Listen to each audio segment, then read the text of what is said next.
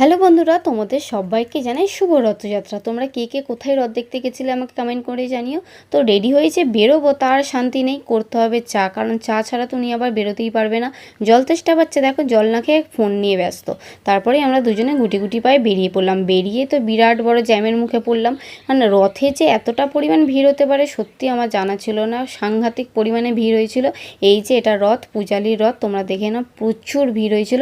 তারপরে চলে এলাম ফুচকা খেতে। বাটি হাতে দাঁড়িয়ে পড়েছি সবাই, কিন্তু ফুচকার দেখা নেই। সুখেন বললো যে ওর পেটটা খারাপ, তাই খাবে না, তাই আমরাই খেলাম। কিন্তু এতটাই যে ফালতু টেস্ট, তোমাদেরকে কী আর বলবো। তারপর ওখান থেকে বেরিয়ে চলে এলাম চড়িয়ালে। চড়িয়ালে রথটা দেখলাম, এসে দেখলাম চিত্রাঙ্গদার নৃত্যনাট্য হচ্ছে, ওটাও কিছুটা দেখে নিলাম। তারপরে বর্মশাইয়ের সঙ্গে একটু মজা করলাম। তারপর জয় আনলো সবাইয়ের জন্য আইসক্রিম, সবাই মিলে আইসক্রিম খেলাম। দিনের শেষটা বেশ দারুণই কাটলো সবাইয়ের সাথে। বর্মশাই দেখেছো তো কীরকম পোজ দিয়ে বসে আছে, কী আর বলবো তোমাদেরকে। তারপর সবাইকে টাটা করে আমরা বাড়ি চলে এলাম। বাই।